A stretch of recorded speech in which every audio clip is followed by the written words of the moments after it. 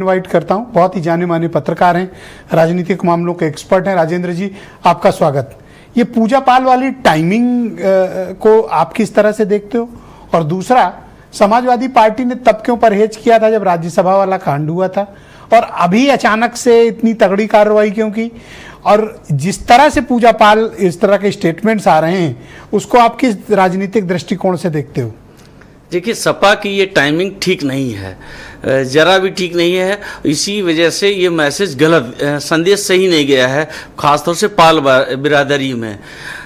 और सबसे बड़ी बात यह है कि ये जो सपा की राजनीति प्रभावित हो रही है। दूसरा सबसे बड़ी बात है, अभी देखिए बसपा का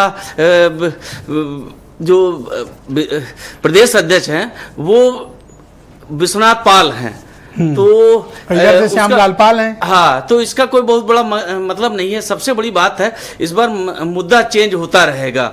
सबसे बड़ा इस समय मुद्दा है वोट चोरी का। जनता में ये सबसे ज्यादा जा चुका है। दलितों और पिछड़ों की सबसे बड़ी बात जो सिर्फ और सिर्फ कांग्रेस के राहुल गांधी जी उठा रहे हैं, और ये हर घर में ये पहुंच चुकी है बात। तो ये कहना हमारे ख्याल से हमें लगता है भविष्य में इसी पर सबसे ज्यादा फोकस रहेगा। और ये पूजा पाल वाला क्या संदेश गया? नहीं, पूजा पाल वाला बहुत ज्यादा अच्छा संदेश नहीं। बात ये टाइमिंग, उन्होंने मुख्यमंत्री की तारीफ कर दी, तो इसमें थोड़ा सा सपा को धैर्य रखना चाहिए था। इस समय निकालना चाहिए था तो पहले निकाल देते, अब इस समय नहीं निकालना चाहिए था।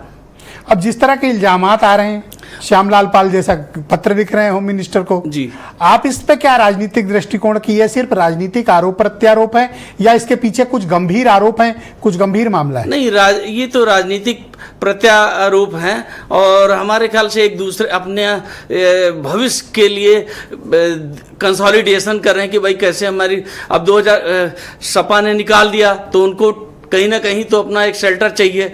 तो भाजपा लिए अभी दरवाजे खोले। मुख्यमंत्री जी की तारीफ पूजा पाल को भारी पड़ गई है। ओके, ये जो पीडीए का नैरेटिव है, पहले लोग पूछा करते थे कि पीडीए क्या है। अभी पीडीए का नैरेटिव क्या फैला लोगों में गया, या अभी भी कुछ असमंजस है? नहीं, 2024 के चुनाव में पीडीए का नैरेटिव बहुत सही बैठा था, क्योंकि संविधान का मामला संविधान और आरक्षण का मामला बहुत ही बड़ा इशू था, तो इस वजह से वो सही साबित हुआ।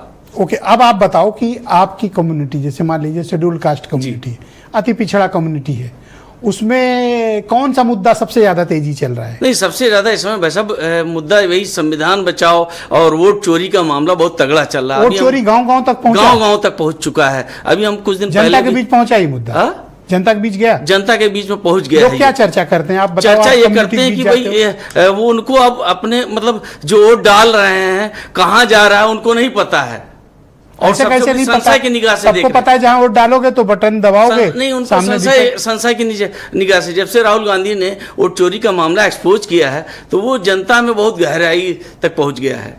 ओके, तो पूजा पाल के मामले में टाइमिंग का मामला है, नहीं, या फिर बीजेपी बहुत करीने से अभी अपने में शामिल करके पूजा पाल बहुत पॉलिटिकली गेम प्ले कर रही है? भाजपा तो नैरेटिव गढ़ने में बहुत माहिर है, पर बीजेपी कह रही है हमसे क्या वास्ता पूजा पाल से।